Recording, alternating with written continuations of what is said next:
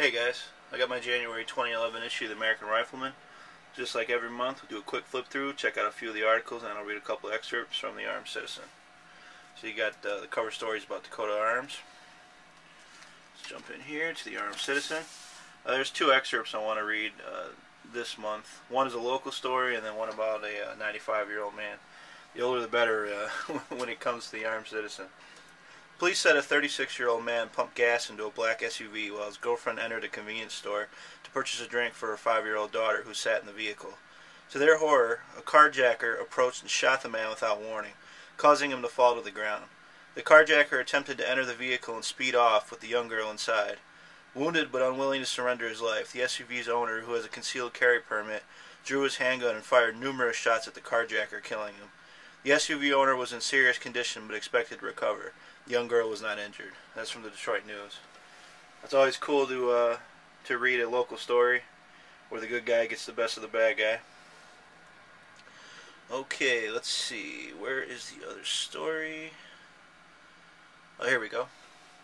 Like all predators, criminals often target the old and weak. But the duo who decided to pick on the 95-year-old Alabama man didn't know that he's still sharp as a tack and a proud gun owner. The men knocked on the door and offered to mow his lawn in exchange for money. The homeowner politely declined. Shortly thereafter, the men again knocked on the door, this time asking for water. The homeowner told them they were welcome to drink from the spigot on the side of the house. Noting suspicious behavior, the alert senior citizen got his rifle and peered outside. When he heard the men brazenly discussing plans to rob the home, he pointed his rifle at the would-be robbers and ordered them off the property. Instead, one of the suspects drew a gun and the homeowner opened fire. The suspects fired shots as they fled the property. Police arrested one of the suspects. That's from the Tuscaloosa News. So that's cool, man. 95-year-old man, still getting it done. I think that's the oldest person I've seen in the Armed Citizen. If you've seen anybody older than that, let me know. It's always pretty interesting to me. Still fighting for your life at that age.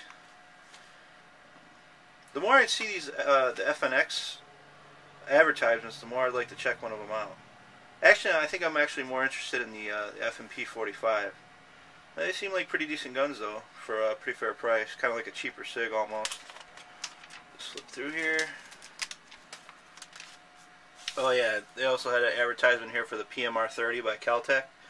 I just think that's a really cool pistol. I think it would be really fun to have one of those.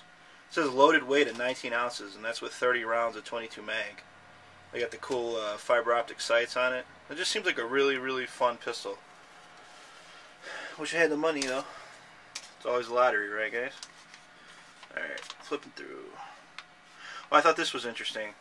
A company is producing a replica of the Liberator. These pistols were dropped behind enemy lines in the hopes that resistance fighters could use this pistol to kill an enemy and take a better weapon. It's kind of interesting. It had a wooden dowel rod for an extractor. It came with 10 rounds of 45 ACP. It was wrapped in, I think it was a paper package. It's kind of interesting. The replicas, I think, start at $600. That's pretty expensive, but it definitely is an interesting little piece of history. It's cool to see that it's being reproduced. That's made by Vintage Ordnance. I think it's Vintage Ordnance. Yeah, vintageordnance.com. Kind of interesting. Let's see. Flipping through. Oh yeah, I had this cool article in here. It's called One with Hardball. It's all about how the 1911 has been used by various Medal of Honor recipients. And it has little mini stories all the way from France all the way to Mogadishu in the current times. So it's pretty cool.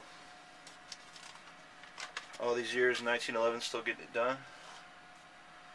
I thought it was a pretty interesting article. Oh, they also had an article on Ian Harrison. He was the winner of the America's Top Shot competition. They had that television show.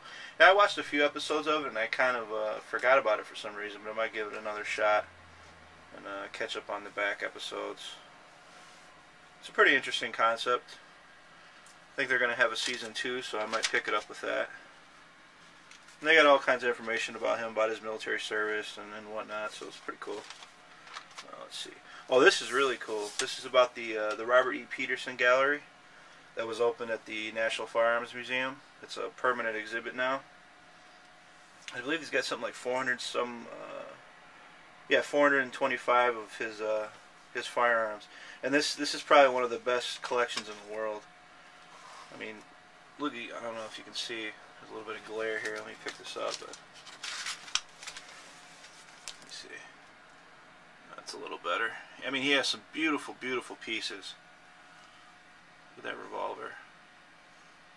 Really cool. I definitely would like to check this out. Let's see, I think that was about it. Alright guys, as most of you know, this is my monthly push to encourage you to join the NRA. If you don't have a membership, please pick one up. Now you fight for your rights, guys, and make it possible for us to keep these cool guns. So that's about it. Keep this as short as I can. Later, guys.